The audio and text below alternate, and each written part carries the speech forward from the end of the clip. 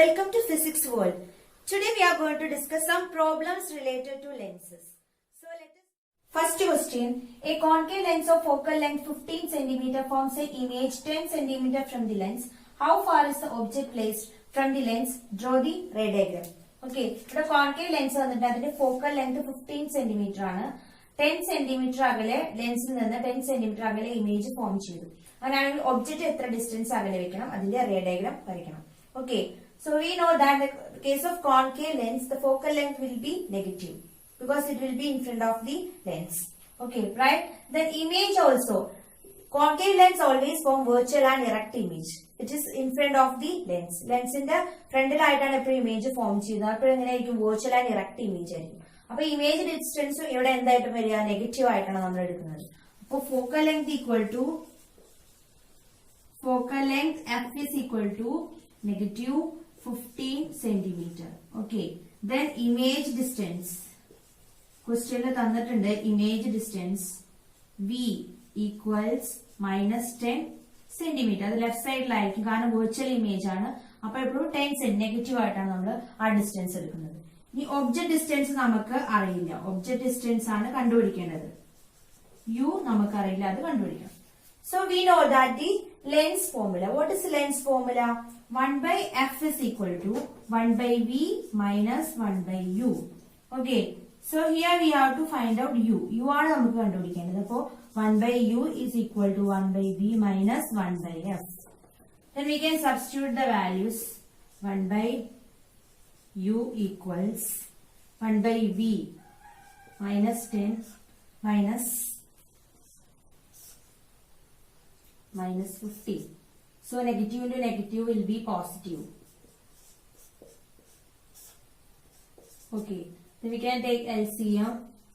നമുക്ക് LCM 30 എടുക്കാം. 30 factor ആയിട്ട് വരുമ്പോൾ 10 into 3 എന്ന് വരുമ്പോൾ 10 into 3 30 plus 15 into 2 30.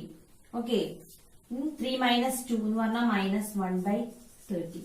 So 1 by u equal minus 1 by 30. So u is equal to minus 30 centimeters. Okay. So object distance is equal to u is equal to minus 30 centimeter. 30 centimeter അകലെ നമ്മൾ ഒബ്ജക്റ്റിനെ വെക്കുമ്പോഴാണ് 10 centimeter ഡിസ്റ്റൻസിൽ നമുക്ക് image കിട്ടുന്നത് in front of the lens. Okay. So next let us draw ray diagram. We already know that in the case of concave lens, we have only two positions. That is object at infinity, then object in between infinity and optical center.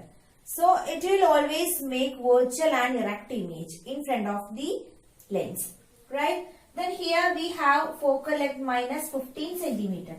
So here focal length minus 15 centimeter. Then object distance we got minus 30. അപ്പൊ ഇതിന് double ആയിരിക്കും എന്ത് 30 centimetre എന്ന് പറഞ്ഞാൽ ഇവിടെയാണ് 15 centimetre 2f1 ആയിരിക്കും എന്ത് വരിക 30 സെന്റിമീറ്റർ വരിക മൈനസ് 30. അപ്പൊ ഒബ്ജക്റ്റ് 30 സെന്റിമീറ്റർ അകലെ നമ്മൾ വെച്ചു. ഇനി എവിടെയാണ് നമുക്ക് ഇമേജ് ഫോം ചെയ്ത് നോക്കാം. ഫസ്റ്റ് പാരലൽ റേ വന്നു, ഫോക്കസ് എന്ത് ചെയ്തു ഡൈവേർജ് ചെയ്തു. Okay. Then second ray through optical centre. Okay. ഈ രണ്ട് റേ മീറ്റ് ചെയ്യുന്ന ഭാഗത്തായിരിക്കും നമുക്ക് ഇമേജ് കിട്ടുന്നത്. Okay. That is in between F1 and optical center. So the distance between optical center and image, that is 10 centimeter. Okay. Here we have V is equal to minus 10 centimeter. So ഇങ്ങനെയാണ് അതിന്റെ ray diagram വരുന്നത്. Okay. So you will get the image in between F1 and optical center. That image will be small size. Compared with the object, it will be small size, virtual and erect. Okay.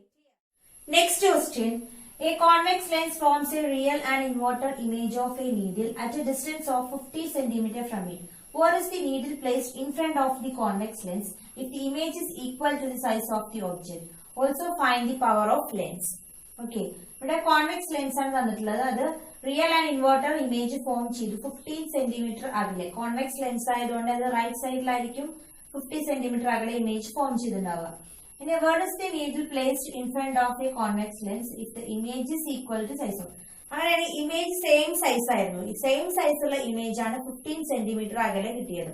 അപ്പൊ same size image എപ്പോഴും right സൈഡിലാണ് form ചെയ്തത് അല്ലെ. അപ്പൊ ആ right സൈഡിൽ same സൈസിൽ image form ചെയ്തിട്ടുണ്ടെങ്കിൽ ഒബ്ജക്റ്റ് എത്ര ഡിസ്റ്റൻസ് അകലേക്ക് നമ്മൾ വെക്കുന്നത്.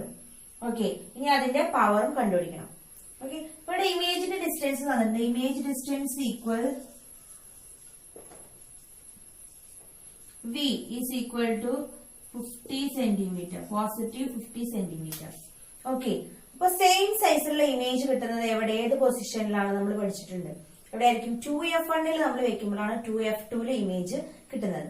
അതെപ്പോഴും എന്തായിരിക്കും? സെയിം സൈസ് ആയിരിക്കും അല്ലെ. കാരണം ഫോക്കൽ ലെങ്ത്തിന്റെ ഡബിൾ ആണ് എന്ത് വരുന്നത്? 2f1 എന്ന് പറഞ്ഞാൽ. അപ്പൊ അതേ പൊസിഷനിൽ തന്നെയാണ് റൈറ്റ് സൈഡിൽ നമുക്ക് ഇമേജ് കിട്ടുന്നത്. റൈറ്റ് സൈഡിൽ f2ന്റെ 2f2ലാണ് നമുക്ക് ഇമേജ് കിട്ടുന്നത്. അപ്പോൾ ഇമേജ് ഡിസ്റ്റൻസും അവിടെ ഒബ്ജക്ട് ഡിസ്റ്റൻസും ഈക്വൽ ആയിരിക്കും അല്ലെ. ഇവിടെ ഇമേജിന്റെ സൈസ് ഈക്വൽ ആണെന്ന് തന്നിട്ടുണ്ട്. അപ്പൊ ഇവിടെ ഇമേജ് ഡിസ്റ്റൻസും ഒബ്ജക്ട് ഡിസ്റ്റൻസും എന്തായിരിക്കും? ഈക്വൽ ആയിരിക്കും. അപ്പൊ നമുക്കത് കാൽക്കുലേറ്റ് ചെയ്യേണ്ട ആവശ്യമില്ല. അപ്പൊ ഒബ്ജക്ട് ഡിസ്റ്റൻസ് ഈക്വൽ നമുക്ക് എങ്ങനെ എടുക്കാം?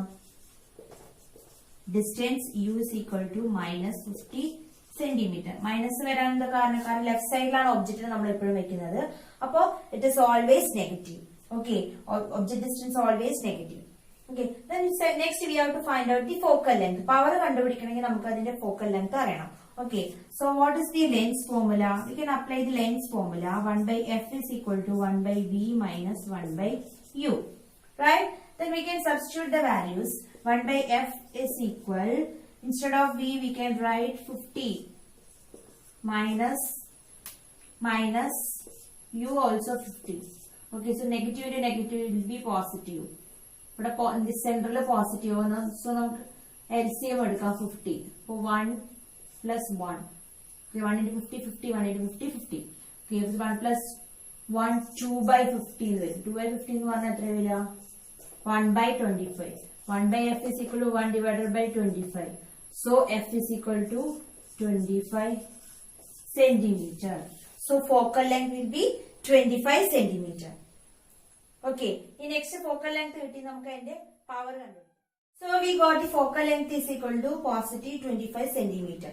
Next we have to find out the power of length. So we know what is the equation of power. Power is equal to reciprocal of focal length. Okay, so then here we have to take the focal length in meter. നമ്മൾ power കണ്ടുപിടിക്കുമ്പോൾ എപ്പോഴും focal length എങ്ങനെ എടുക്കണം? മീറ്ററിലോട്ട് ആക്കണം അല്ലെ. 25 centimetre മീറ്ററിലേക്ക് ആക്കുമ്പോൾ എങ്ങനെ വരും? 25 divided by 100 വരും ഇല്ലേ. അപ്പൊ എന്താ വരും? 1/4.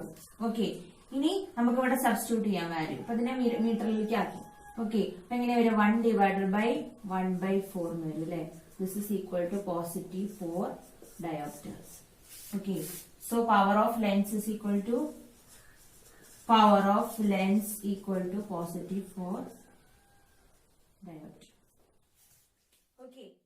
Next question, the refractive indices of glass and water with respect to air and 3/2 and 4/3 respectively. If speed of light in glass is 2 into 10 raised to 8 meter per second, find the speed of light in water.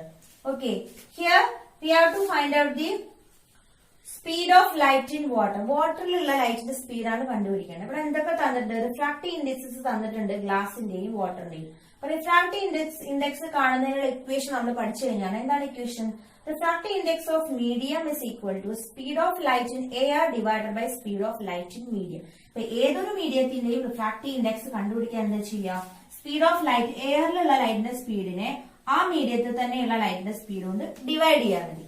Okay, clear. അപ്പൊ ഇവിടെ നമുക്ക് refractive indexes തന്നിട്ടുണ്ട്. ഗ്ലാസിന്റെയും തന്നിട്ടുണ്ട്, വാട്ടറിന്റെയും തന്നിട്ടുണ്ട്. അപ്പൊ ഗ്ലാസിന്റെ refractive index നമുക്ക് NG എന്ന് എടുക്കാം. അത് 3/2 ആണ്.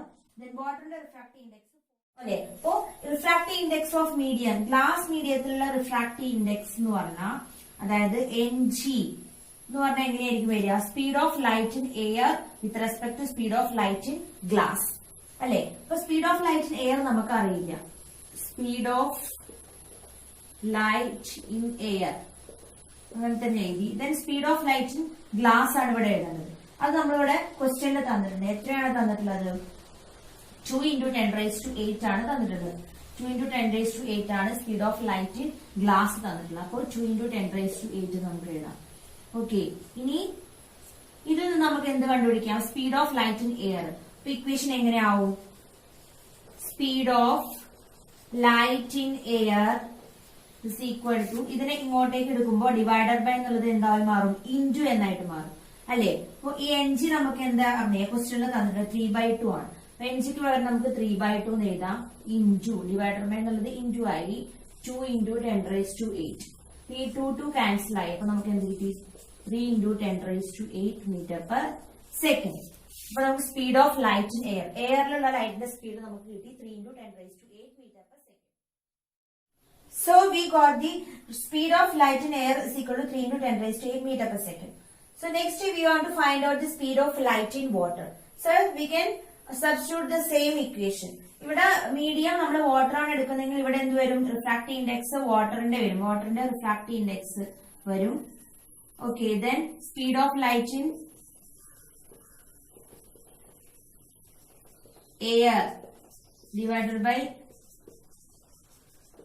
Speed of light in water. Okay, അപ്പൊ നമുക്ക് ഇതാണ് കണ്ടുപിടിക്കേണ്ടത്, speed of light in water കണ്ടുപിടിക്കാം. അപ്പൊ നമുക്ക് ഇക്വേഷൻ എങ്ങനെ എഴുതാം, speed of light in water is equal to, ഇക്വേഷന് ഇതിനെ ഇങ്ങോട്ടേക്ക് എടുത്തു, ഇതിനെ ഇങ്ങോട്ടേക്ക് എടുത്തു. അപ്പൊ ഇക്വേഷൻ എന്ത് വരും, speed of light in air divided by refractive index of water. Okay, then we can substitute the value. Speed of light in air nu vanna 3 × 10⁸ m/s. Then refractive index of water is given, that is 4/3. Okay, so the equation will be 9/4 × 10⁸. This is approximately 9/4 nu vanna 2.25 × 10⁸ m/s. Okay, so we will get the speed of light in water is equal to 2.25 × 10⁸ m/s.